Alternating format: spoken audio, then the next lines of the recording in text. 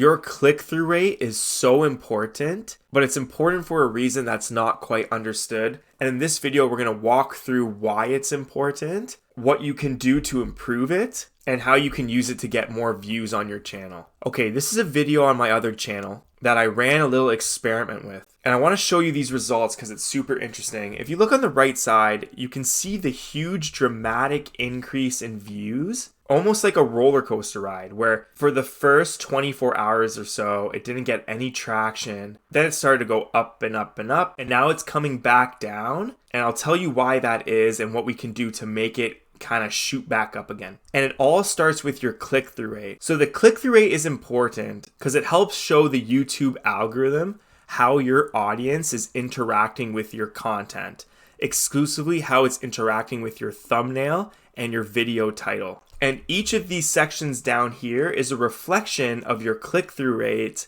and your video performance for the different channels. Here's how your video performed in the browse features. We know it's performing well because look, 87% of the views came from browse. We don't quite know how it's performing with YouTube search just yet. That's a low amount of my traffic, but it might be because the keywords that I'm targeting in the video aren't high volume enough. Direct or unknown has nothing to do with YouTube. Other YouTube features is how your video is interacting on places like the channel page and playlists, and then suggested videos. This is a good indicator that my video, either the title or the thumbnail, is not performing well on suggested. Here, to give you an example, this is the browse page. This is the home page. Let's say I click this. Suggested are all the videos on the right side here. So either my title is getting cut off too short, the thumbnail is not standing out amongst all these other videos. It might be that it's not good when it's kind of small. But anyways, those analytics are telling me that my thumbnail and suggested are not getting clicked. Okay, so what happened?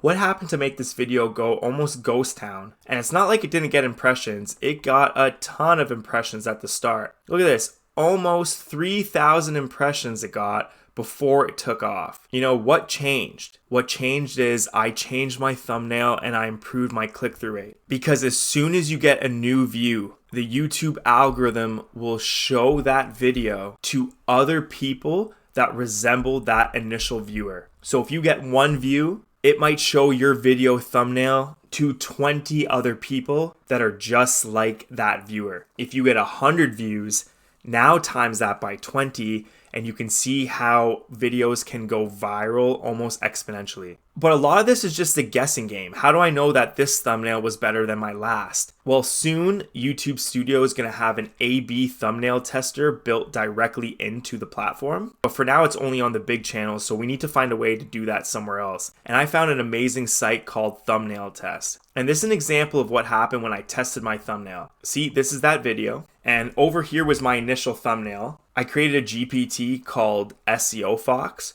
So I thought it'd be cute to have like a fox working on a computer with the OpenAI logo. I also generated another one with DALL-E 3. This one's more cartoon. And then I made one by hand and I used the text new GPT. And what Thumbnail Test does is every hour, and you can see this right here, it changes up the thumbnail and it records the impressions, the views, its click-through rate, its average view duration, the amount of comments it receives, shares, likes, subscriber gained, etc. This one was in particular, let's see, 1, 2, 3, 4, 5, 6, 7, 8 different testing periods. I was able to get enough data on which of these thumbnails performed best. And the results are pretty impressive. This middle thumbnail, look how many more views it got. Almost the same amount of impressions, 2,557 impressions, 2,239 impressions. It got almost double the amount of views. So there is no comparison between this thumbnail and this thumbnail. Its click-through rate was 7.66% compared to 4.51%. Its average view duration was down, but that's probably because it had more views.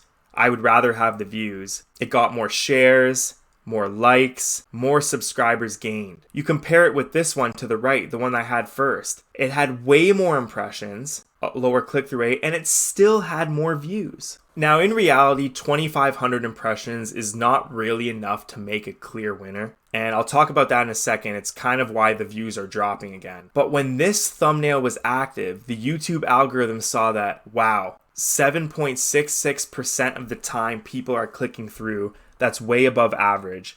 they're watching it a decent amount. They're sharing, they're liking, and they're subscribing.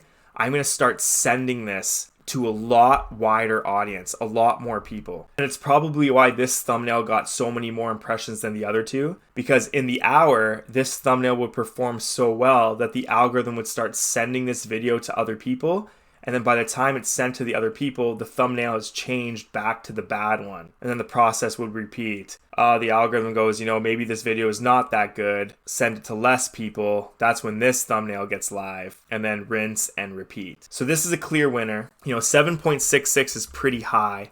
And if we look at my analytics, let's go back to this. We'll go to the reach. It's kind of hovered back around, yesterday was 6.3%, 5.5%. So I bet it's going to probably bounce around those two numbers. And that's why the video has been slowing down, because 5.5 to 6.3% is a lot worse than 7.66%. That's what we were getting during this time. So I need you guys to realize it's not the fact that your impressions click-through rate is higher that the algorithm will show your video to more people. It's the fact that your click-through rate is higher, therefore you get more views, and those views help get data on your video of who best to show the video to. So click-through rate determines your views, and your views determine your future impressions. So in a roundabout way, if you increase your click-through rate, you're going to get more impressions, and your video has a better chance to go viral. So now that this video is slowing down again, what would be my strategy? Well, I gotta test more thumbnails.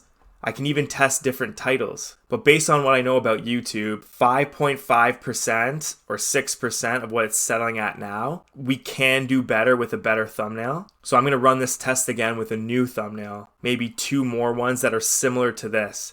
We're already in the right ballpark if we're getting up to 6%. We just need to maybe add some more elements, maybe some logos, maybe try some different text, some different colors, maybe a higher quality background image, maybe even a face, maybe a red arrow. There are proven techniques to get people to click on your thumbnail. Let's say we did a new test and all 3 of the thumbnails were performing very similar. Let's say they were all around 6.5%. Then I would experiment with the title. And in theory, you wouldn't have to make a new video for a long time. I'd keep running tests and tests and tests to get this video to perform as well as possible for as long as possible. And therefore you can grow your channel, you can explode it with less videos, less time spent on content creation, and more time spent on optimizing the things that you can control. Just to give you insight into another experiment that I'm running, I'm going to go to ongoing. This is one of my most recent ones. This time I'm testing 5 different thumbnails, and you can already start to see a winner emerging. This second one. And this is a beautiful thumbnail if you look at it. There's an image in the background, there's the logo, we got some nice text. It even has a high average view duration. So it's winning in both click-through rate and average view duration. And if we look at that video compared to everything else on my channel, 80s, 80s, 80s, boom. This one was released yesterday and it's already starting to pick up steam because it's finding a thumbnail with a high click-through rate. And look at this. You go to the reach and you look at the impressions and you can kind of see when the thumbnail has been changed. Old thumbnail not doing too well, new thumbnail. I'm going to zoom in to see that it kind of flattens out.